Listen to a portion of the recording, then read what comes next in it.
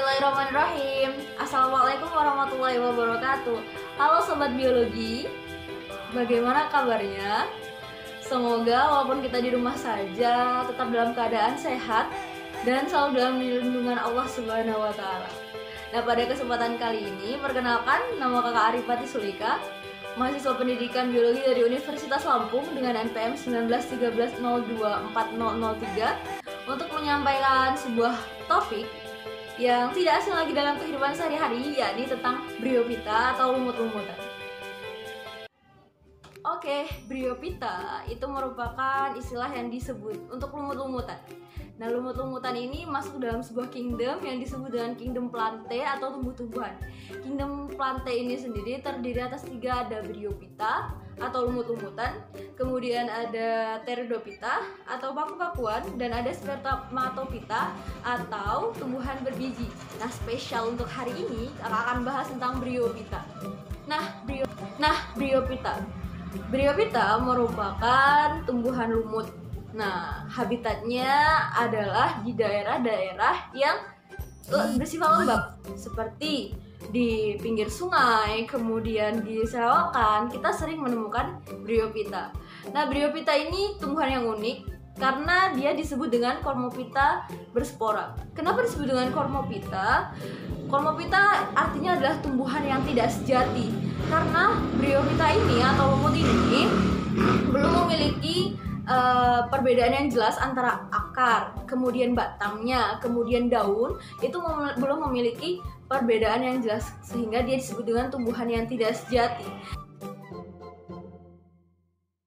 Pada kesempatan kali ini, topik bryophyta kita akan membahas 3 hal poin utama, yakni pertama tentang ciri-ciri bryophyta, kemudian reproduksi bryophyta, dan klasifikasi bryophyta. Stay tune ya. Oke, kita akan bahas tentang ciri-ciri tumbuhan lumut. Nah, ciri-ciri tumbuhan lumut, ciri umumnya yang pertama itu memiliki tinggi badan antara 1 sampai 20 cm. Nah, setelah itu tumbuhan lumut ini juga memiliki ciri, yaitu habitat, yaitu di daerah yang lembab, seperti di pinggir-pinggir sungai atau di pinggir-pinggir selokan. Namun, ada juga tumbuhan lumut yang dapat bertahan atau hidup di dalam air, seperti contohnya jenis Sphagnum. Nah, setelah itu ciri-ciri lumut yang berikutnya adalah lumut ini mengalami metagenesis atau pergiliran keturunan, yang di sana nanti mengalami fase gametofit dan juga fase sporofit. Nah, kemudian ciri-ciri tumbuhan lumut yang berikutnya adalah berwarna hijau karena memiliki klorofil yang digunakan nanti untuk berfotosintesis. Nah, hal yang unik dari tumbuhan lumut berikutnya adalah tumbuhan lumut memiliki dinding sel yang tersusun atas selulosa. Nah, kemudian tumbuhan lumut ini merupakan tumbuhan yang disebutkan tadi adalah Cormophyta berspora, artinya Cormophyta ini merupakan tumbuhan sejati karena dia antara batang, akar, dan daunnya masih belum bisa dibedakan. Masih belum ada perbedaan yang jelas antara ketiga komponen tumbuhan tersebut. Nah, yang terakhir yang pasti adalah tumbuhan lumut merupakan tumbuhan multiseluler karena terdiri atas banyak sel. Itu ya ciri-ciri tumbuhan lumut. Nah, selanjutnya kita akan membahas tentang pergiliran atau metagenesis dari tumbuhan lumut. Metagenesis tumbuhan lumut akan dimulai dari fase spora. Spora yang bersifat haploid akan berkembang menjadi protonema yang juga bersifat haploid, yang nantinya akan tumbuh menjadi tumbuhan lumut, atau tumbuhan lumut ini mengalami disinilah fase sporofit.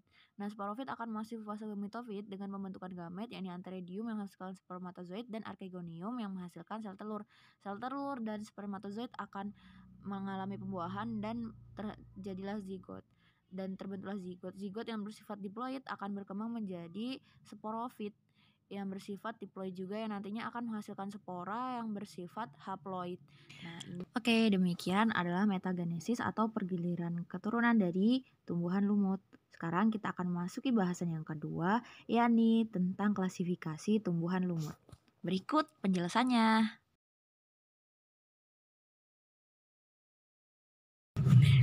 Tumbuhan lumut diklasifikasikan menjadi 3 kelas, yaitu lumut daun atau Bryophyta, kemudian ada lumut hati atau Hepaticophyta, dan lumut tanduk atau Anthocerotophyta.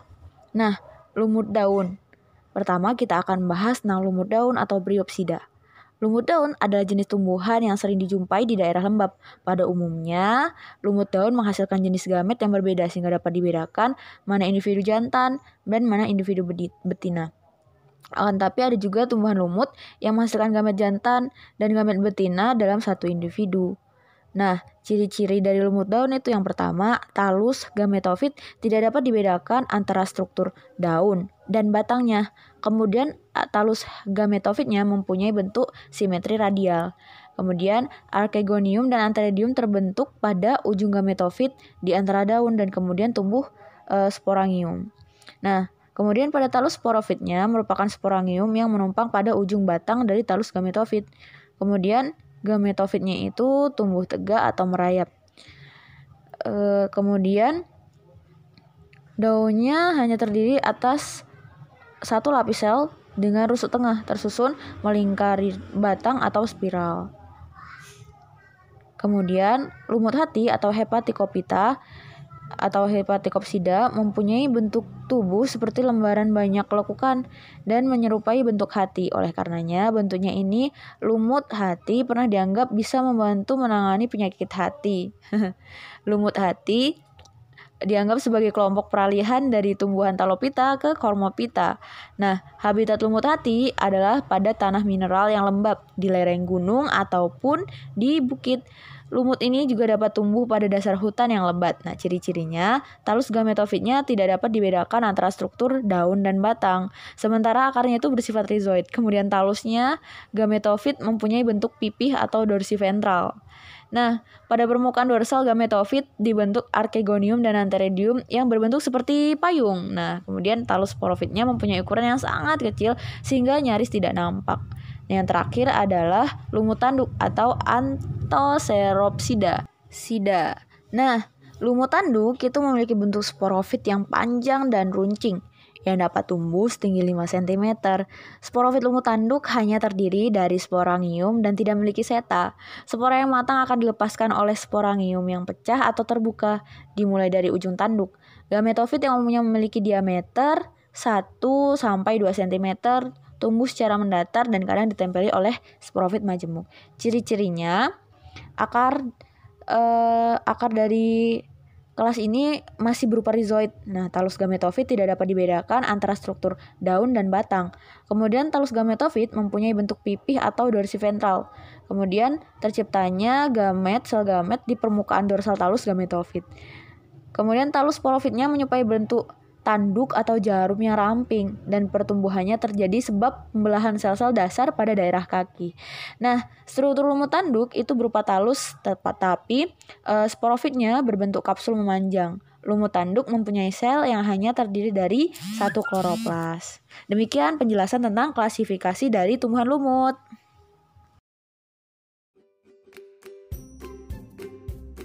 Mungkin cukup sekian ya pembahasan untuk video pembelajaran tentang Bryophyta pada kesempatan kali ini. Saya mohon maaf apabila terdapat kesalahan dalam penyampaian tadi. Kepada Allah saya mohon ampun. Terakhir, biokan hidupmu, lojikan impianmu. Semangat. Wassalamualaikum warahmatullahi wabarakatuh.